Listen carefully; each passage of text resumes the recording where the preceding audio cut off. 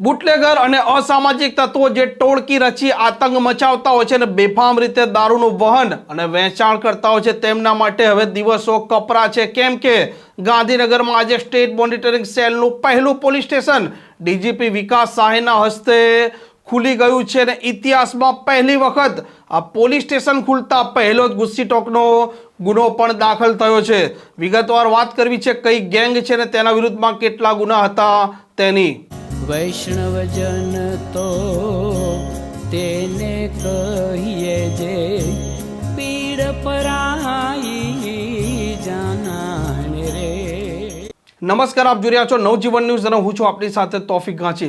The Gujarat આતંકવાદ અને સંગઠિત ગુના નિયંત્રણ અધિનિયમ એટલે કે ગુસ્સીટોક 2015. આ ગુસ્સીટોકનો ગુનો આ રાજ્યમાં અલગ અલગ ટોળકી અને સંગઠિત રીતે જે લોકો વારંવાર ગુના આચરતા હોય છે, જેવા કે દારૂ હોય, જુગાર હોય, વરલી મટકા હોય, મેચના સટ્ટા હોય, મારામારી હોય, લૂંટ હોય, ધાડ હોય, હત્યાનો પ્રયાસ હોય કે પછી હત્યા સુધી પહોંચતા હોય છે, તેવી ગેરકાયદે પ્રવૃત્તિ કરનારા તત્વોના વિરુદ્ધમાં આ ગુજરાતની પોલીસ રાજ્ય સરકારના ગુસ્સીટોકના કાયદાનો ઉપયોગ કરતી હોય છે અને આ ટોળકીઓને જેલ ભેગા કરતી હોય છે.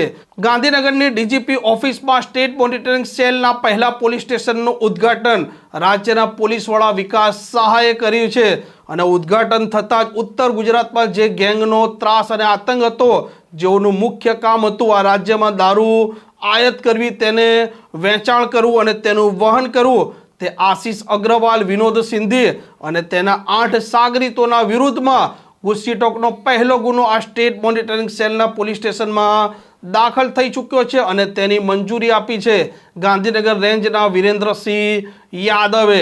આ પહેલા કેસની તપાસ પણ સ્ટેટ મોનિટરિંગ સેલ પોલીસ સ્ટેશનમાં જ થશે. આ રાજ્યમાં જે પ્રકારે બુટલેગરો અલગ અલગ જિલ્લામાં દારૂનું વેચાણ કરી રહ્યા છે, અલગ અલગ જિલ્લામાં તેમના વિરુદ્ધમાં કેસ નોંધાતા હોય છે અને સ્ટેટ મોનિટરિંગ સેલ આ દરેક પ્રકારના અસામાજિક તત્વો અને કેસોની તપાસ કરવાની સત્તા હવે સ્ટેટ મોનિટરિંગ સેલના પોલીસ સ્ટેશનમાં તેમના પાસે આવી ચૂકી છે.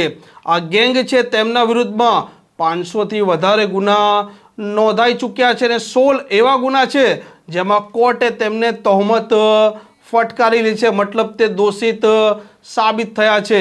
જે પ્રકારે સ્ટેટ મોનિટરિંગ સેલ ગુજરાતમાં ગેરકાયદે કામ જે ચાલી રહ્યા છે તે, તેમજ આ બુટલેગરો દારૂનું વેચાણ વહન કરી રહ્યા છે તેમને ડામવા માટે અલગ અલગ જિલ્લામાં રેડ કરતી હોય છે અને આ ગુનેગારો છે તેમને જેલ ભેગા કરતી હોય છે. આવા જ ગુનેગારો માટે આવનારા દિવસો હવે કપરા સાબિત થવાના છે, કેમ કે રાજ્ય કક્ષાનું પહેલું પોલીસ સ્ટેશન ગાંધીનગરમાં ખુલી ગયું છે અને અલગ અલગ તાલુકામાં જે તપાસ થતી હશે અને તે કેસને જોડાણ સમગ્ર ગુજરાતમાં ખુલશે તો તેની તપાસ કરશે સ્ટેટ મોનિટરિંગ સેલનું આ પોલીસ સ્ટેશન.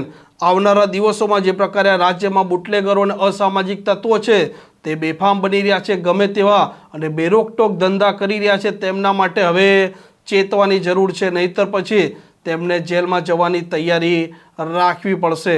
આ પ્રકારના સમાચાર, પ્રકારની માહિતી માટે નવજીવન ન્યૂઝની આ ચેનલ જોવાનું ભૂલતા નહીં. વૈષ્ણવજન તો તેને કહીએ જે પીડ પરાઈ